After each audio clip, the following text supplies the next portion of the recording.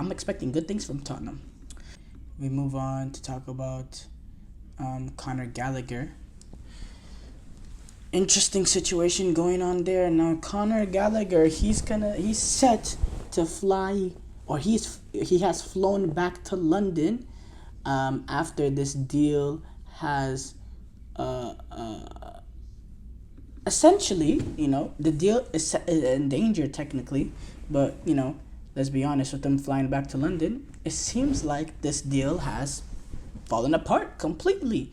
Um, and it's very, very concerning for Gallagher. Obviously this is a move that he wants, and yeah, Atletico Madrid. There's a lot to discuss. There's a lot to discuss here. Atletico Madrid side, Chelsea side, Conor Gallagher, how he will be feeling. First of all, we'll go to Conor Gallagher's.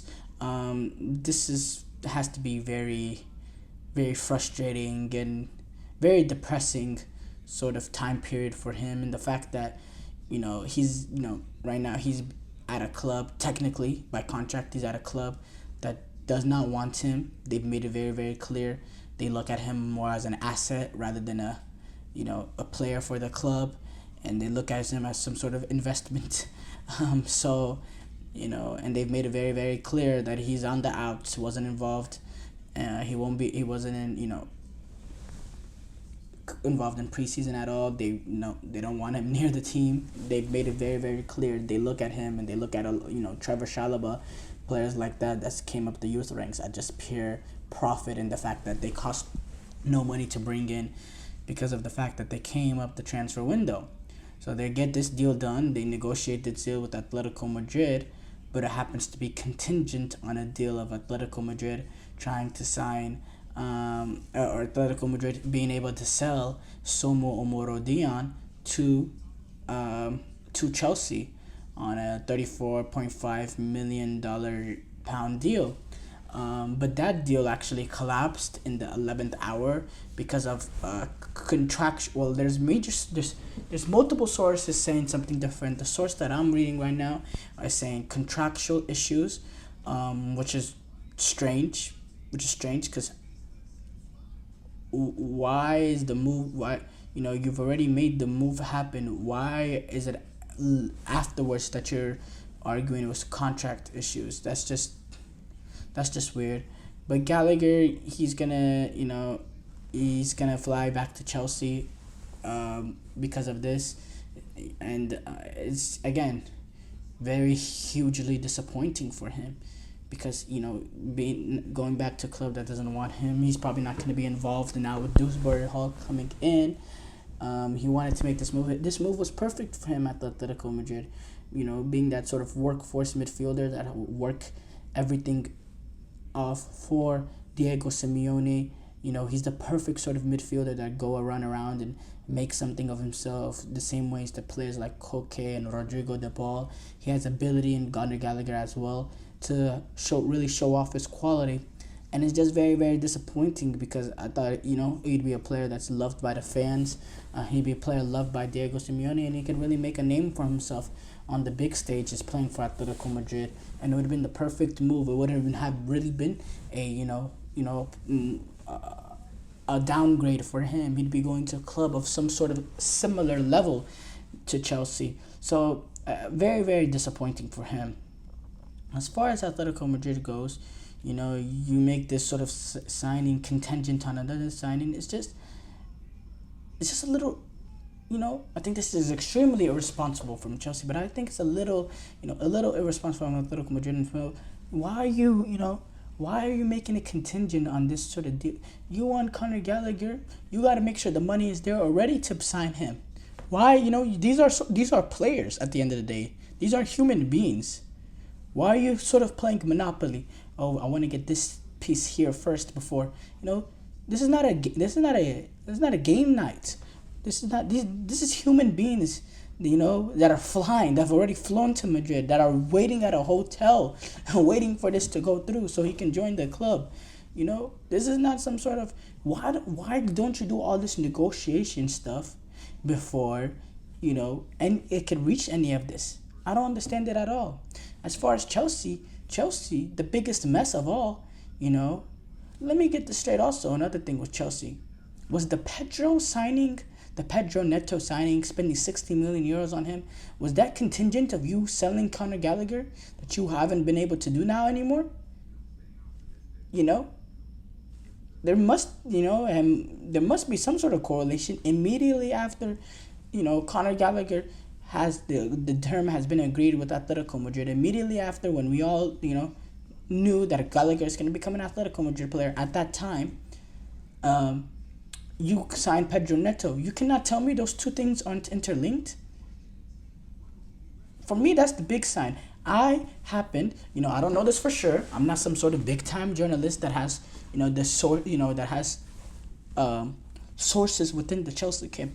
But I have to believe, just based on the timing of how everything went down, the Pedro Neto deal was contingent on the Conor Gallagher deal going to Atletico Madrid. And if that's the case, Chelsea are going to find themselves on a huge mess. Huge mess. And it's quite sad.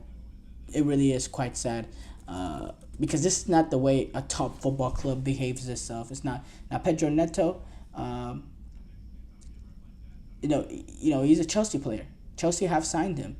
He's been announced at the club. So it's not something that they can take back or anything. But it can put them in a dangerous position in terms of their financial, financial fair play, the PFP or whatever, the financing governing body. If you're making that Pedro Neto signing contingent of this Conor Gallagher deal, you have to make sure, this Conor Gallagher deal goes through. And if there's any sort of crack in there that you needed to fix it before you make that sort of signing. Now, you're moving for, the deal collapsed with Samuel Omorodian, which is interesting. Now, there's still negotiations that are continuing between Chelsea and Atletico Madrid. Now over a deal for João Felix, which would could revive the Conor Gallagher deal to Atletico Madrid. But again, that's kind of sad in the fact, we're just taking this player so we can sell it. Is that what Chelsea are? Is that the business that they're in?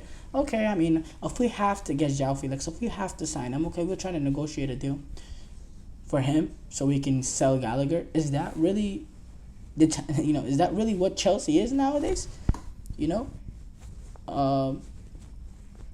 think João Felix, it seems like he'd be okay with the move back to Chelsea. Does he like being a chess piece?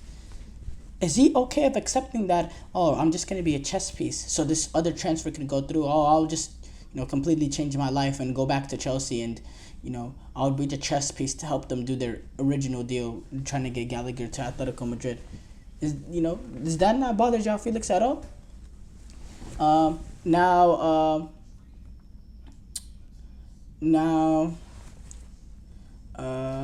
It's gonna be a different deal because it seemed that I don't think Atletico will, sell João Felix for the same sort of fee that it costs to get Samuel Omorodian.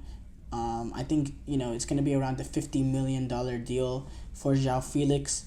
Because I think overall he's more proven than Samuel. It's not even close. He's more proven than Samuel Omorodian. And he's shown that he does have quality. He does have natural quality. He's good in tight spaces. He's good with time and spaces compressed. He's a good player. He's overall very high quality. It's just there's not the goals in him. There's not the goals in him. And there was a reason why he was not retained at Chelsea. They believed the player like not Nicholas Jackson, a player like Christian Nkunku will give us a little bit different than João Felix. Maybe he doesn't have the pure footballing tight space ability of João Felix. He's not as fluid as João Felix, but he'll get the job done. He has good technical ability, and he's a goal scorer as well. So that's going to be interesting for Chelsea. Interesting for Chelsea. And it's really heartbreaking for Gallagher. It's really unfair for him. He's having to be, he was in a hotel for a long period. He was having to train alone in Madrid. Now he's going to go back to Chelsea. I doubt he's going to be involved in the first team. He's probably going to be training with the youth at least until it's confirmed that he won't be leaving.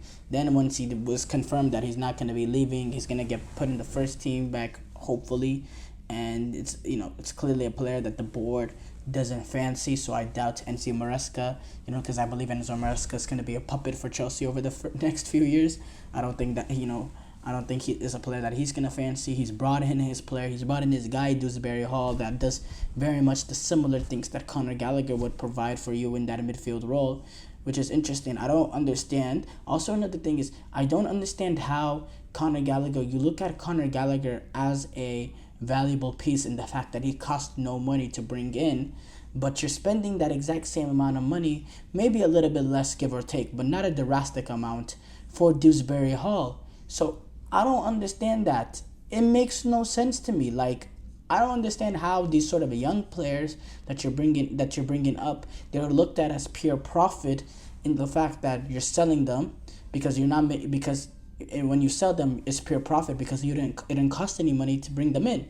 But at the same time, you're bringing in guys to replace them, like a Dewsbury Hall, or in the case for Shalaba, who's going to be sold, you brought in Disasi or whatever, Badiashil or whatever that you looked at, whichever center back that they brought in, you look at as a replacement. You brought in a player that's gonna, that's gonna cost the amount of money that it costs to sell these sort of players. So I don't understand that how these players are looked at as pure profit. Yes, technically they are pure profit, but you're having to bring in players to replace them that cost the same amount of money that you get from them selling them. So maybe that for me it's confusing. Maybe I'm just not a good businessman or whatever. I don't understand it. But for me, I don't understand that how these players are looked at as pure profit. The fact that you're having to replace them with players that cost the exact same amount of money. But okay, I don't know. Maybe someone in the comments or someone out there who watches this video can contact me personally and let me know. But me, I don't understand. I don't understand what Chelsea have been doing. You can go to Conor now with the Cole Palmer. You're extending him 2 more years, a 9-year deal. What? Like, what kind of club runs the football operations like this? It's absolutely embarrassing. And I'm miserable being a Chelsea fan.